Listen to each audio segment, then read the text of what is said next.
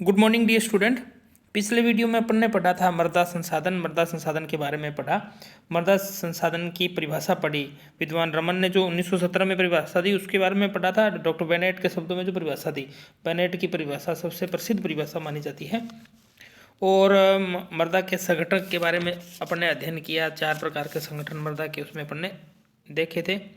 और मृदा निर्माण की प्रक्रिया, जो 2 अवस्थाओं में मृदा निर्माण की प्रक्रिया हुई, उसके बारे में अपन ने अध्ययन किया। इस वीडियो में अपन ने पढ़ेंगे मृदा निर्माण को प्रभावित करने वाले कारक। अब अपनी जो मिट्टी है, मृदा है, उसको निर्माण की प्रक्रिया को प्रभावित करने वाले अनेक कारक हैं।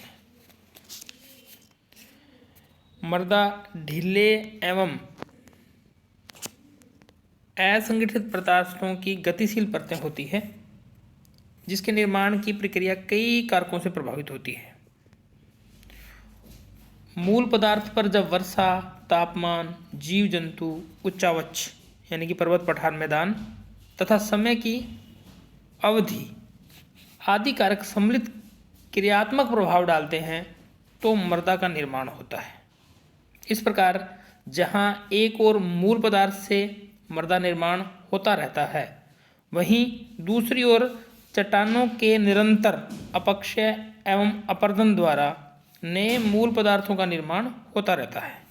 इन प्रक्रियाओं के परिणाम स्वरूप मृदा परिच्छेदिका का विकास होता है। मृदा निर्माण में मूल पदार्थ, उच्चावच, जलवायु, जैविक तत्व तथा समय प्रत्येक स्थान पर एक सामूहिक प्रक्रिया द्वारा मृदा निर्माण करते हैं। एक ही समय में दोनों तीनों तत्व उसको मृदा को क्या करते हैं, प्रभावित करते हैं। अतः मृदा निर्माण के कारक कहलाते हैं, जिनका विवरण निम्न प्रकार है। अब इनको तीनों पदार्थों को ये मिलके काम करते हैं, लेकिन इनको अलग अलग रूप में अपने पढ़ने का प्रयास करते हैं। मूल पदार्थ, सभी मृदाएं विखंडित शैल चूर्ण से निर्मित होती हैं। विखंडित शैल चूर्ण नदी, लहरें, पवन या हिम की नदी द्वारा नए स्थान पर एक संहति के रूप में जमा किया जाता है, जो स्थायी मृदा के रूप में विकसित होता है। मृदा के कार्बनिक पदार्थ का मूल स्रोत या जनक पदार्थ कहलाता है। मृदा को जैविक पदार्थ जनक पदार्थ से अलग बना देता है। जनक पदार्थ एक ऐसा कच्चा पदार्थ होता है जिसके ऊपर जलवायु, जैविक गतिविधियां, धरातलीय उच्चावच तथा समय अपनी प्रक्रिया का प्रभाव डालकर मृदा निर्माण को प्रभावित करते हैं। जिस प्रकार एक पर्वत है, पर्वत पर यदि तापमान गिरने से या फिर जलवायु के प्रभाव से वो टूटकर, अपक्षय के कारण वह टूटकर क्षण भंगुर हो जाती है, और जो अपरदनकारी शक्तियां हैं जैसे हिम नदी, पवन, लहरें, इनको अपर्दित करके एक स्थान से दूसरे स्थान पर उस क्षीण भंगुर हुई चट्टान को ले जाकर गिरा देती है, तो ये मूल पदार्थ कहलाती है। दूसरा महत्वपूर्ण तत्व है जैविक तत्व। पौधे एवं जीव जंतु मृदा निर्माण को विभिन्न प्रकार से प्रभावित करते हैं। मृदा के निर्माण के लिए प्रभावकारी पौधों की जीवन प्रक्रिया महत्वपूर्ण होती है, जिसमें विशेष रूप से मृदा से सटे हुए छोटे पौधे एवं जानवर सम्मिलित हैं। ठीक है, पौधे भी प्रभावित करते हैं मृदा को अपक्षय प्रदन में, और इसी प्रकार जंतु भी प्रभावित करते हैं। वनस्पति आवरण मृदा अपर्दन की दर को प्रभावित करता है तथा मृदा को सुरक्षात्मक आवरण प्रदान करता है। धरातल पर पर्ण ढेर की पतवार उत्पन्न करता है, जो वर्षा जल की तीव्रता को कम करके मृदा के अंदर प्रवेश की दर में वृद्धि करती है। वनस्पति वाष्पीकरण की दर को भी प्रभावित करती है। वनस्पति की कमी होने पर मृदा में नमी का वाष्पीकरण हो जाता है तथा इसके कारण केशीय जल धरातल की ओर गति करने लगता है। वनस्पति आवरण की प्रकृति रासायनिक विनिमय में मुख्य भूमिका निभाती है, जो मृदा निर्माण का मुख्य भाग है। इस प्रकार विलायक पोषक तत्व जिसका पौधे उपयोग नहीं कर पाते, अपक्षलन द्वारा मृदा के नीचे वाले भाग में चले जाते हैं। बड़े पौधों की जड़ें मृदा में रंध्र बनाकर पानी तथा पोषक तत्वों का अवशोषण करके मृदा की संरचना को प्रभावित करती है। मृदा के जैविक तत्वों के रूप में वनस्पति के सभी भाग जैसे पत्तियां, छाल, शाखाएं, फूल और जड़ें मरने के उपरांत योगदान देते हैं। जैसे प्रेरी घास के आवरण किसी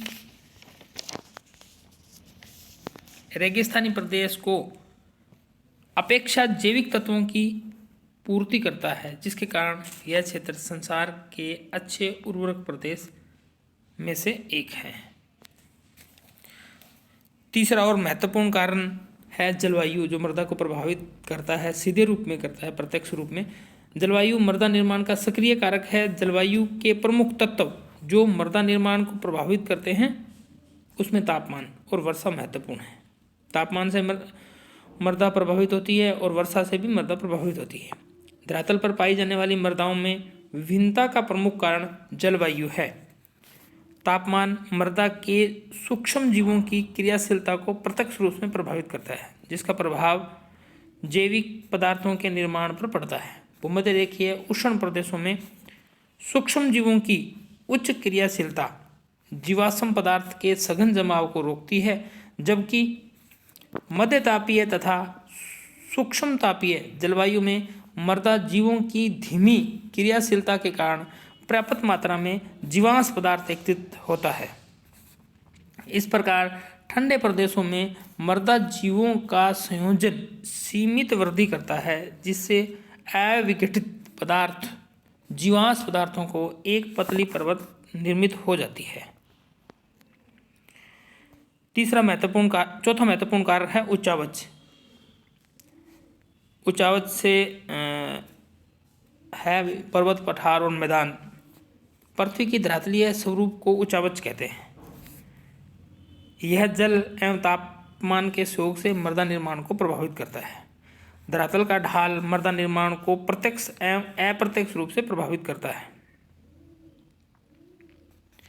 तीव्र ढाल वाले क्षेत्रों में कम गहरी तथा कम ढाल वाले भागों में अधिक गहराई वाली मृदाएं मिलती है, जबकि तीव्र ढाल वाले क्षेत्रों में मूल पदार्थ का जमाव नहीं हो पाता है, क्योंकि वह किसी के साथ में बहकर अपर्दकारी शक्तियों के साथ बह करके समुद्र तक चली जाती है तथा मृदा निर्माण में बाधा आती है। घाटियों के तल पर व समतल भूमि पर बहुत ही धीमा प्रवाह होता है। जब जल स्तर धरातल के पास होता है तो गुरुत्व जल का नीचे स्पंदन नहीं हो पाता और केशीय जल के कारण मृदा में लवणीय एवं क्षारीयता आ जाती है। उच्चावच मृदा निर्माण को प्रत्यक्ष रूप से प्रभावित करता है, क्योंकि समतल भूस्तर पर वनस्पति आवरण विकसित होता है तो मृदा में जीवाश्म की मात्रा बढ़ती है, जबकि तीव्र ढाल वाले भागों में जहाँ जल प्रवाह तीव्र होता है वहाँ जैविक पदार्थ संग्रहित नहीं हो पाता, जिसका प्रभाव मृदा उर्वरकता पर पड़ता है। अतः धरातल की मृदा का निर्माण का जनक पदार्थ प्रदान करने वाला प्रमुख स्रोत है, जो अन्य कारकों के साथ मिलकर मृदा निर्माण को प्रभावित करता है। अंतिम और महत्वपूर्ण कारक है समय। समय के साथ और समय से मृदा प्रभावित होती है। प्रकृति के विभिन्न स्वरूपों की तरह मृदा भी समय के साथ विकसित होती है तथा इसका संगठन, संरचना एवं आंतरिक विशेषताएं निरंतर परिवर्तित होती रहती है। समय मृदा निर्माण में एक तटस्थ कारक की भूमिका निभाता है। मृदा निर्माण की सभी क्रियाओं समय के अनुसार होती है। भूस्तर के कुछ क्षेत्रों व स्थानों पर मृदाओं के विलोपित हो जाने, अपरदित जमाओं आदि के कारण इनका नवीनीकरण एक निश्चित समयांतर से होता है। मृदा के पूर्ण विकसित होने तथा विनिष्ट होने व फिर नवीन निर्माण आदि चक्कर समय के अनुसार ही चलते हैं। आपने फिर भौतिक भूगोल के अंतर्गत पढ़ा होगा डेविस का अपर्दन चक्र, तो उसमें समय को विशेष महत्व दिया है। अनुकूल दशाओं के अंतर्गत स्पष्ट पहचान योग्य मृदा परिच्छेदिका का विकास होने में लगभग 200 वर्ष लग जाते हैं। यानी कि एक प्रछेदिका के निर्माण में लगभग 200 वर्ष लग जाते हैं एवं अनुकूल परिस्थितियां असमान होने पर अधिक समय लग सकता है। इस प्रकार समय भी अन्य कारकों के साथ साथ मृदा निर्माण में भाग लेने वाला प्रभावकारी कारक है। इस प्रकार ये महत्वपूर्ण कारक थे मृदा निर्माण को प्रभावित करने वाले, जिसमें एक नंबर मूल पदार्थ जिससे मृदा का निर्माण होता है, दूसरा जैविक पदार्थ जीव जंतु और पेड़ पौधे, तीसरा महत्वपूर्ण कारण था जलवायु, पांचवा उच्चावच यानी कि पर्वत पठार मैदान और समुद्र, और पांचवा महत्वपूर्ण कारण था टाइम या समय। धन्यवाद।